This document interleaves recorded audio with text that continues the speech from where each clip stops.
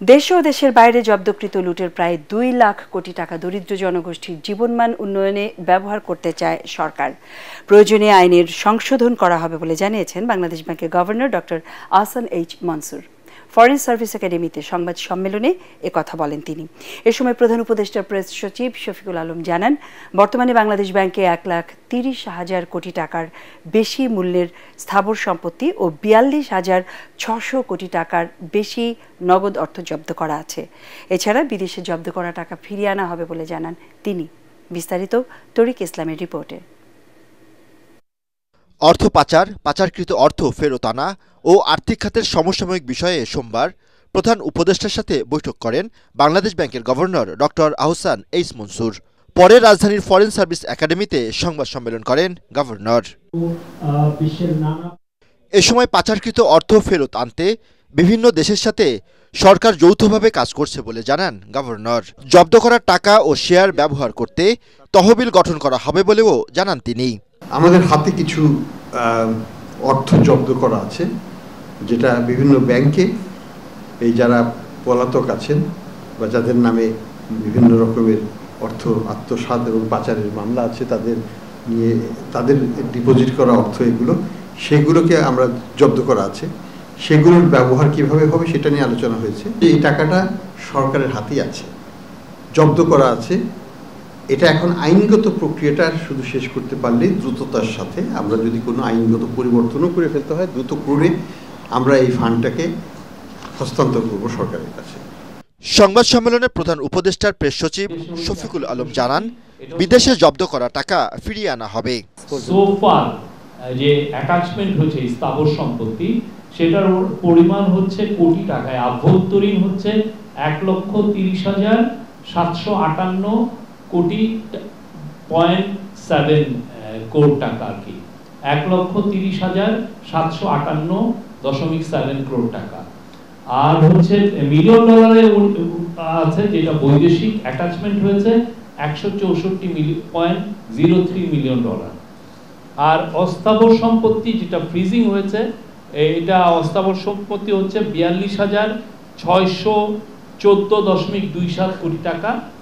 আর million ডলারে সেটা হচ্ছে যে 20.78। এগুলো হচ্ছে ফ্রিজিং। এছাড়া 200 কোটি বা তার বেশি আকারের পাচারকৃত অর্থ বিদেশি আইনি সংস্থার মাধ্যমে ফেরত আনতে পরিকল্পনা নেওয়া হয়েছে বলে জানান প্রেস সচিব। আওয়ামী লীগের আমলে প্রতিষ্ঠিত চোরতন্ত্রের রাজনীতিবিদ ও ব্যবসায়ীরা পালিয়ে গেলেও আমলারা আরও শক্তিশালী হচ্ছে বলে মন্তব্য করেছেন সিপিডির মাননীয় ফেলো ডক্টর দেবপ্রিয় ভট্টাচার্য। নীতি সংস্কার ও জাতীয় বাজেট নিয়ে অংশীজন বৈঠকে তিনি একথা বলেন। এ সময় বিএনপির স্থায়ী কমিটির সদস্য আমির খসরু মাহমুদ চৌধুরী বলেন, ফ্যাসিস্ট সরকারের পুরনো ইকোনমিক মডেলেই নতুন বাজেট তৈরি করা হচ্ছে। সরফর আলমের রিপোর্ট। বাজেট ও অর্থনীতির নীতি সংস্কার নিয়ে বহুপাক্ষিক অংশীজনদের বৈঠকে উঠে আসে দেশের ব্যবসা বাণিজ্য ও আর্থিক খাতের নানা প্রসঙ্গ। জিডিপির প্রবৃদ্ধি ও বিনিয়োগ বাড়ানো সহ কয়েকটি খাতে বাজেট বাড়ানোর পরামর্শ দিয়ে বক্তারা বলেন, অর্থনীতিতে স্বস্তি না ফিরলে কোনো সংস্কারই কাজে আসবে না। চলতি অর্থ বছরে জিডিপির প্রবৃদ্ধি 4 ভাগের কম হবে এমন আশঙ্কার কথাও জানান অর্থনীতিবিদরা। বাংলাদেশে এই ক্লেপ্টোক্রেসি বা যেটাকে চোরতন্ত্র বলে, এইটার ভিতরে ছিলেন আমাদের আমলারা, নির্দিষ্ট ব্যবসায়ী গোষ্ঠী যাদের আমরা অলিগার্ক বলি, কিছু রাজনীতিবিদরা পালিয়ে গেছে, ব্যবসায়ী গোষ্ঠীরা ম্রিয়মান হয়ে আছেন, আমলারা আবার পুনরুজ্জীবিত হয়েছেন। একটা বাজেট তৈরি করার জন্য যেই পরিমাণে এবং সংস্কারের জন্য যেই পরিমাণে মন খুলে আলাপ আলোচনা করার, সেটা দেখলাম না।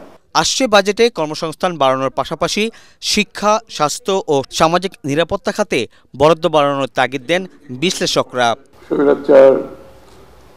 সরকারের যে বাজেট, সেটা কন্টিনিউশন, বেসিক্যালি সেখান থেকে কোনো ডিপার্চার করে আলাদা করে কোনো কিছু করা হয়নি। দেশের অর্থনৈতিক প্রেক্ষাপট, বৈশ্বিক প্রেক্ষাপট, এইটাকে মাথায় রেখে কতটুকু বাজেটে চিন্তা করা হয়েছে, এই প্রশ্নগুলো আসলে আমাদের আনসার করা দরকার। We have to acknowledge the journey that we took from the destruction of the war and through the turbulent economic external economy, And we should also recall the liberation of Bangladesh happened when world economic order broke down.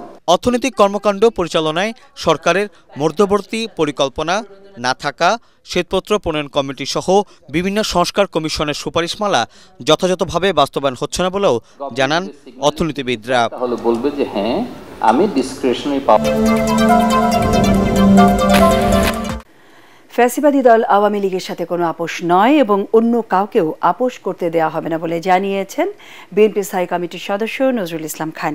ভাবমূর্তি ক্ষুণ্ণ করতে বিএনপির বিরুদ্ধে একটি মহল অপপ্রচার চালাচ্ছে বলে অভিযোগ করেন তিনি। কাউকে সংগঠিত করতে অন্তর্বর্তী সরকারের নির্বাচন বিলম্বের চেষ্টা কিনা প্রশ্ন রাখেন তিনি। অন্যদিকে বিএনপি চেয়ারপারসনের উপদেষ্টা জয়নুল আবদিন ফারুক অভিযোগ করেন অন্তর্বর্তী সরকারের পক্ষপাতমূলক আচরণ দৃশ্যমান হচ্ছে। কামরুজ্জামান রাজীবের রিপোর্ট। নির্বাচন বানচালের ষড়যন্ত্র প্রতিহতের দাবিতে জাতীয় প্রেস ক্লাবে নাগরিক সমাবেশের আয়োজন করে 12 দলীয় জোট। এতে প্রধান অতিথি হিসেবে যোগ দেন বিএনপির স্থায়ী কমিটির সদস্য নজরুল ইসলাম খান। তিনি বলেন, গণতন্ত্র প্রতিষ্ঠার জন্য মানুষ জীবন দিয়েছে, জনগণের সেই আকাঙ্ক্ষা অন্তর্বর্তী সরকারকে পূরণ করতে হবে। তিনি বলেন, নির্বাচন কমিশন ও ঐকমত্য কমিশনের প্রস্তুতিও প্রায় শেষ। তাহলে ডিসেম্বরের মধ্যে নির্বাচন হতে বাধা কোথায় তা অন্তর্বর্তী সরকারকে পরিষ্কার করতে হবে। বিএনপির বিরুদ্ধে আওয়ামী লীগ পুনর্বাসনের অভিযোগের কড়া সমালোচনা করেন তিনি। বিএনপির মহাসচিব সহ এমন কোন নেতা আছে যার বিরুদ্ধে অন্তত 50টা মামলা নাই? আমরা বেঁচে থাকতে আওয়ামী লীগের সঙ্গে আপোষ কেউ করবে?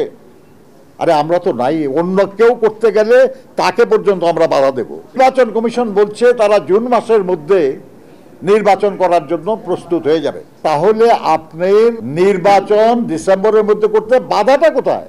এখন যদি বলেন যে না আরো দেরি করতে হবে, কারণ যদি গোপন থাকে যে আপনার সংগঠিত হতে একটু সময় লাগবে, কিংবা আপনি কারো কারোর সঙ্গে একটু জোটের চেষ্টা করতেছেন, সেই জোটটা বানানোর জন্য একটু সময় লাগবে। আবার যে তরুণ প্রজন্ম আজ পর্যন্ত ভোটই দিতে পারে নাই, সেটা থেকে বঞ্চিত রাখবেন। আরেক আলোচনা সভায় বিএনপি নেতা জয়নুল আবদিন ফারুক দাবি করেন, স্বৈরাচারের দোসররা সরকারকে প্রভাবিত করছে। অন্তর্বর্তী সরকারের নির্বাচন নিয়ে গড়িমসি তারই প্রমাণ। শেখ হাসিনার কিছু কিছু দোসর আপনার আশেপাশে এখন বসে আছে, তার প্রমাণ করিডোর, তার প্রমাণ নির্বাচন দেরিতে করা, বিলম্বিত করা, সুনির্দিষ্ট তারিখ না দেওয়া। আপনাকে সরকারে বসিয়ে দিয়েছি মানুষের কথা শোনার জন্য, জনগণের কথা শোনার জন্য, গণতন্ত্রের জন্য, একটা সুষ্ঠু নির্বাচনের জন্য, জনপ্রতিনিধিদের ক্ষমতা হস্তান্তরের জন্য। নতুন কাউকে সমর্থন দিয়ে তাদেরকে সংগঠিত করার জন্য। নেতারা বলেন, গণ অভ্যুত্থানের মাধ্যমে আসা সরকারকে ষড়যন্ত্রকারীদের সাথে নয়, গণতন্ত্রকামী মানুষের পক্ষে থাকতে হবে। বহির্বিশ্বে যারা দেশকে প্রতিনিধিত্ব করবে তাদের দায় দায়িত্ব রাষ্ট্র নেবে বলে জানিয়েছেন বিএনপির ভারপ্রাপ্ত চেয়ারম্যান তারেক রহমান।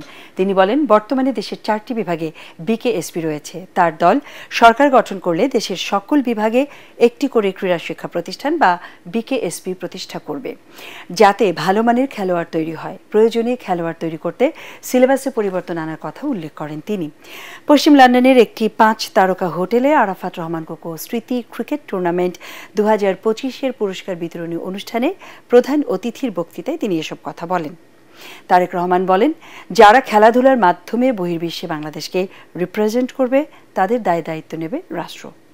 আগামীতে যদি ইনশাআল্লাহ আল্লাহর রহমতে বাংলাদেশের মানুষের সমর্থন নিয়ে আমাদের দল বিএনপি সরকার গঠনে সক্ষম হলে অনেকগুলো বিষয়ের পাশাপাশি কিভাবে বাংলাদেশের ক্রীড়াটাকে কম বেশি সাজাতে চাই, অথবা কিভাবে বাংলাদেশের আগামী ভবিষ্যৎ প্রজন্ম যারা তাদের দিক থেকে খেলোয়াড় বের করে নিয়ে আসতে চাই, বিভিন্ন ডিফারেন্ট স্পোর্টসের খেলোয়াড়কে বের করে নিয়ে আসতে চাই। স্কুল থেকে ট্যালেন্ট হান্ট করি যারা স্পোর্টসম্যান, আমরা সবগুলো বিভাগে একটা করে বিকেএসপি করতে চাই।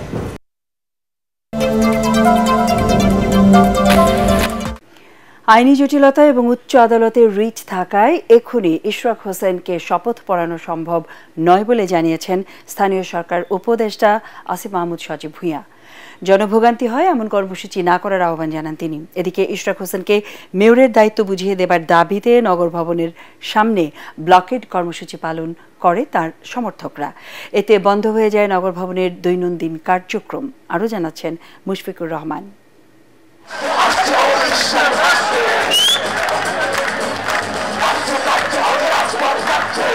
প্রতিবাদী গান আর বিক্ষোভে নগর ভবনের সামনে চলে ইশরাক সমর্থকদের ব্লকেড কর্মসূচি। স্লোগানে মিছিলে প্রকম্পিত হয় ঢাকা দক্ষিণ সিটির নগর ভবন এলাকা। ইশরাক হোসেনকে মেয়রের দায়িত্ব বুঝিয়ে দেওয়ার দাবিতে টানা 5 দিন ধরে চলা আন্দোলনের দাবি একটাই, যে কোনো মূল্যে দক্ষিণের নগরপিতা হিসেবে ইশরাককেই দায়িত্ব দিতে হবে। দাবি আমাদের একটাই, আমরা ইঞ্জিনিয়ার ইশরাক হোসেনকে মেয়র হিসেবে দেখতে চাই। তারা তো উপদেষ্টা হয়ে বসে আছে, কিন্তু এখানে তো ঢাকাবাসী পুরান ঢাকায় এসে তারা দেখুক সশরীরে যে আমাদের কি বহাল অবস্থা। আমাদের ঢাকা দক্ষিণ নিয়ে যে অপকর্মগুলো হচ্ছে সেগুলো কেঁচো ঘুরতে গিয়ে সাপের মতো বের হয়ে চলে আসবে। এই জন্য ইশরাক হোসেনকে তার যোগ্য আসনে বসতে দেওয়া হচ্ছে না। এদিকে নানা জটিলতা থাকায় স্থানীয় সরকার মন্ত্রণালয় এখনই এই বিষয়ে কোনো পদক্ষেপ নিতে পারছে না বলে জানিয়েছেন উপদেষ্টা আসিফ মাহমুদ সজীব ভুইয়া। এখানে অনেকগুলো আইনি জটিলতা আছে, সেগুলো আমরা আইন মন্ত্রণালয়ের থেকে জানতে চেয়েছি যে কি ধরনের আইনি জটিলতা আছে কিংবা আছে কিনা, এবং এর বাইরেও মেয়াদ সংক্রান্ত জটিলতা আছে। এর বাইরে আবার আমরা একটা লিগ্যাল নোটিশ পেয়েছি রিটের বিষয়টা, এবং আইন মন্ত্রণালয়ের মতামত পাওয়া গেলে কোনো ধরনের আইনি জটিলতা না থাকলে শপথ দিতে কোনো অসুবিধা নেই। যারা সেখানে আন্দোলন করছেন আমরা দেখেছি বেশিরভাগই একটি নির্দিষ্ট রাজনৈতিক দলের নেতাকর্মী। আমাদের প্রত্যাশা থাকবে যে নগরবাসীর যে ভোগান্তি, এবং ভোগান্তিটা শুধুমাত্র রাস্তা বন্ধ করে দেওয়ার জন্য নয়। আপনারা জানেন যে অনেক রেগুলার কাজ আছে সিটি কর্পোরেশনের, সেগুলো এক ধরনের স্থবিরতা হয়ে আছে। এই ভোগান্তি নিরসনের জন্য ওনারা ধৈর্য দেখাবেন। এদিকে দাবি আদায়ে মঙ্গলবারও নগর ভবনের সামনে অবস্থান কর্মসূচি ঘোষণা দিয়েছেন ইশরাক সমর্থকরা।